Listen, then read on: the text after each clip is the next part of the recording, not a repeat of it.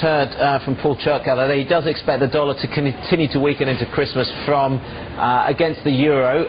Do you think that momentum will impact any other asset classes? Well, I'll tell you, take a look at the precious metals. They've taken off to the upside on the back of this dollar drop.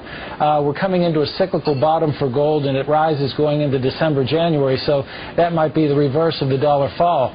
Apart from that, I think one thing people who are dollar-based need to focus on is the AMERO. That's the one thing that nobody's talking about that I think is going to have a big impact on everybody's life in Canada, the U.S., and Mexico. If you Google it, you'll find out all about it. Well, you could tell us a little bit more right now. You always hear it on CNBC, don't you? The AMERO is the proposed new currency for the North American community, which is being developed right now between Canada, the U.S., and Mexico to make a borderless community, much like the EU, and the dollar, Canadian dollar, U.S. dollar, and the Mexican peso replaced by the AMERO. You really think that will get any leeway? You may want to visit a couple of websites and see how far along it is. The Canadians are pretty upset about it, whereas the Americans, apart from the Texans, are the only people who know anything about it. The rest of the public's really sort of with their head in the sand on this one. Concerns tonight about moves towards what some call a North American Union. A number of high-level government meetings are taking place in Mexico to discuss North American integration of Mexico, the United States, and Canada. More meetings are scheduled. It is an aggressive agenda proposed at the highest levels of our government and U.S. commerce without congressional or voter oversight. Lisa Sylvester reports. A caravan of cars travels along the Arizona desert. Homeland Security Secretary Michael Chertoff was visiting the U.S.-Mexican border. Last week, he was in Mexico City. Commerce Secretary Carlos Gutierrez visited Mexico February 1st. Attorney General Alberto Gonzalez, January 11th. And President Bush himself will travel there next month. The high-level meetings are to advance North American integration, also known as the Security Prosperity Partnership. There are several ways it could go. One is modeled after the EU. One is modeled after sort of an economic community. It's beyond the scope of just a free trade zone, which we fairly well have already with those two countries. This partnership is being driven by the U.S. business community, which envisions ships from China docking in Mexico instead of California. Mexican truck drivers transporting cargo on a NAFTA superhighway all the way to Canada. A cornerstone of this model is a guest worker immigration program that relaxes U.S. borders. Critics say the plan would greatly benefit Mexico, but could mean the loss of American jobs and an increase in social costs to U.S. taxpayers. The reality is that last year they came close to passing a bill which would have allowed close to 100 million immigrants into the country, most of them low-skilled, over the next 20 years. That will, in fact, bankrupt the United States. Those concerned with integrating the economies point to the disparities. The U.S. GDP per capita is $43,500. Canada, $35,200. Mexico, only $10,600. The average adult in the United States has 12 years of education. In Canada, 11 and a half years. Mexico, only a little over 7 years of schooling. And this Friday, another round of top-level meetings in Canada. Secretary Michael Chertoff, Secretary of State Condoleezza Rice, and Commerce Secretary Carlos Gutierrez will be meeting with their Canadian and Mexican counterparts. Now, the press releases say the focus will be on providing for the free flow of trade, helping secure borders, and keeping the U.S. competitive. But, Lou, really what they're talking about is this new economic integration. Lou? And Congress is sitting basically on its hands, saying nothing. Hearing nothing, apparently, as we continue to report on this outrageous conduct. And it is even possible that Congress may not even have a say. What we are hearing is that the Bush administration is trying to use NAFTA as the justification for doing a lot of... Nearly 2 years since the Real ID Act became law. Passed in response to the September 11th terrorist attack, this law requires all states to adhere to a national standard for driver's licenses. Applicants, among other things, must prove their identity before receiving a license.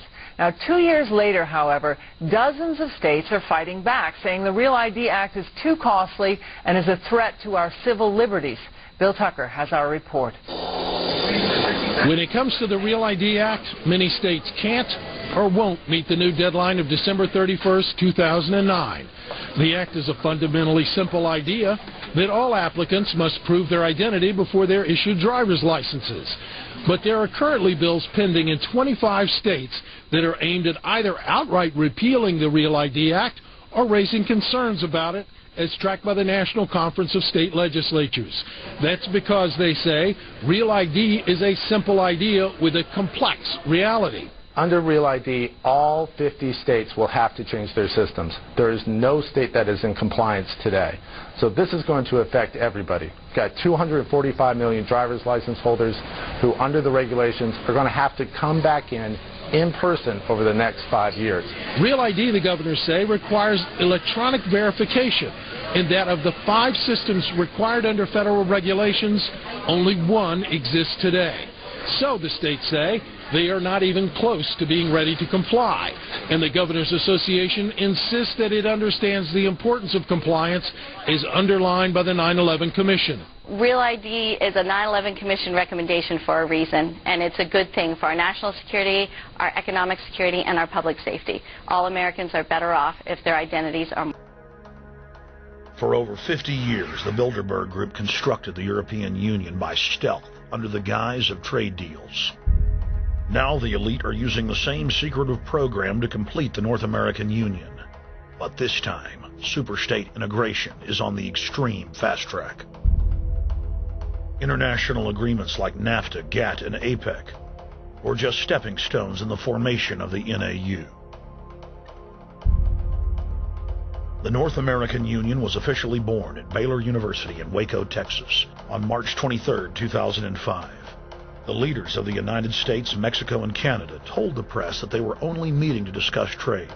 It soon leaked that a secret meeting had been held during the Security and Prosperity Trilateral Summit. The 3 governments had refused to release the secret agreement to the people. In September of 2006, their treasonous operation was blown wide open. From September 12th to September 14th, in Banff, Canada, hundreds of elected and appointed government leaders from Canada, Mexico, and the United States met in secret. On the last day of the conference, someone inside the secret North American Union Forum leaked the agenda. The front pages of newspapers across Canada carried the story. The Judicial Watch Foundation submitted Freedom of Information Act requests to obtain the full agenda and minutes of the secret assembly. Many federal agencies refused, citing national security. The foundation finally succeeded and did receive thousands of pages of documents. The documents marked unclassified are the blueprints of a shadow government ruling by bureaucratic and executive fiat. The pages chronicle an already operating North American Union. Transportation, law enforcement, agriculture, regulation, banking, manufacturing, construction, education, immigration, and even the military are being merged with no input from the people or their elected representatives in Congress and Parliament.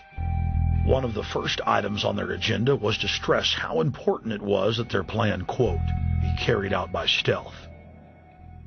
The controllers also talked about exploiting the public's fears of climate change to push a continent-wide tax to fund the new government. Globalist tool Robert Pastor is incessantly paraded on the world stage as the man behind the North American merger. When he testified before Congress, he pushed the idea of a continental security perimeter that erases national boundaries and merges the security apparatus. The best way to secure the United States today is not at our 2 borders with Mexico and Canada, but at the borders of North America as a whole. In fact, the North American Command, based in Colorado Springs, Colorado, was clearly running the meeting in Canada. For the past decade, the Pentagon has been training with Mexican and Canadian forces and has openly discussed using them inside the United States for disasters and to quell domestic unrest. There are already over 100,000 non-U.S. citizens serving in the U.S. Armed Forces. The Pentagon is now expanding its recruiting centers in Mexico, the Philippines, and Eastern Europe.